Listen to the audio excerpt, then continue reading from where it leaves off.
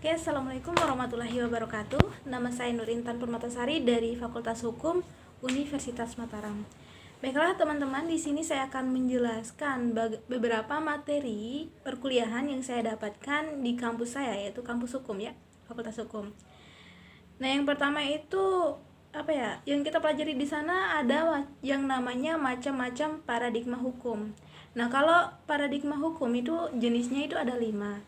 Yang pertama yaitu positivisme, kemudian konstruktivisme, kemudian pragmatisme dan subjektivisme dan kritis gitu ya. Nah, baiklah, di sini saya akan menjelaskan apa sih sebenarnya alasan dari para sarjana hukum itu menganut penelitian yang bersifat positivisme.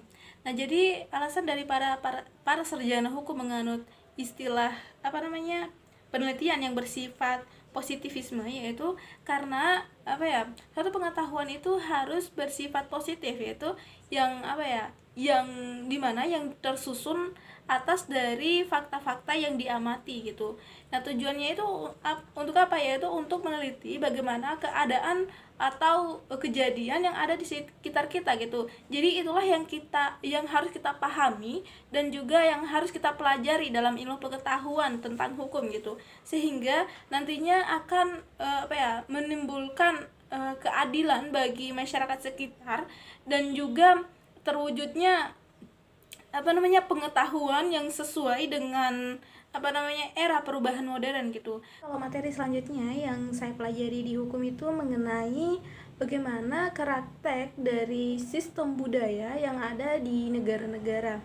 Nah, kalau yang saya pelajari di hukum itu ada 2 karakteristik sistem budaya, yaitu budaya civil law system dan juga common law system gitu ya.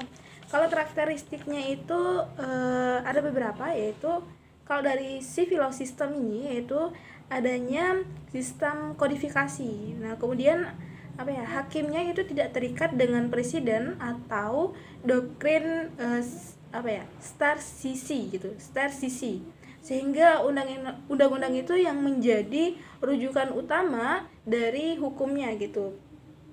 Kemudian selanjutnya yaitu sistem pengadilannya itu bersifat inquisitorial gitu ya. Nah, kemudian kalau karakteristik daripada sistem common law system ya, ini ada 3 juga, yaitu jurisprudensinya itu sebagai sumber hukum utamanya. Kemudian tadi dianutnya doktrin strategi atau sistem presiden tadi gitu ya. Kemudian adanya adversary system dalam proses pengadilannya. Terkait dengan hubungan dari kesadaran hukum dengan kepatuhan hukum. Nah, kalau kesadaran hukum dengan kepatuhan hukum itu sangat erat kaitannya gitu. Tanpa adanya kesadaran tidak akan mungkin terwujud suatu kepatuhan terhadap hukum tersebut. Nah, kesadaran ini yaitu sesuatu yang ada di dalam diri manusia itu sendiri gitu.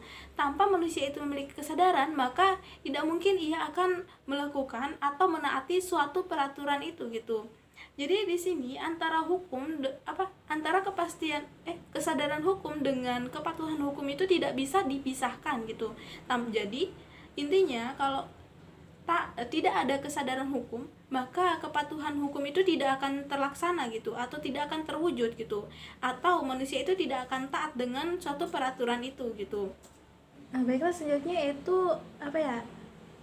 faktor-faktor gitu yang mempengaruhi penegakan hukum dari suatu negara itu ada 5 ya menurut Soejono Soekanto, yaitu yang pertama yaitu faktor hukumnya sendiri, kemudian yang kedua yaitu faktor penegakan hukum yakni pihak-pihak yang membentuk maupun yang menerapkan hukum tersebut gitu ya. Nah, yang ketiga yaitu faktor sarana atau fasilitas yang mendukung penegakan hukum.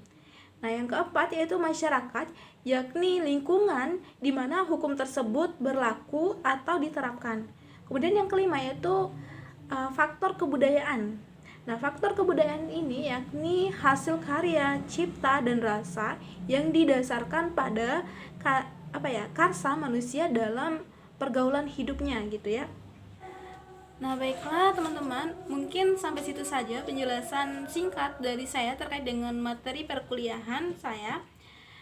Nah, jika ada kekurangan atau kesalahan, mohon dimaafkan. Lebih dan kurangnya saya mohon maaf. Wassalamualaikum warahmatullahi wabarakatuh.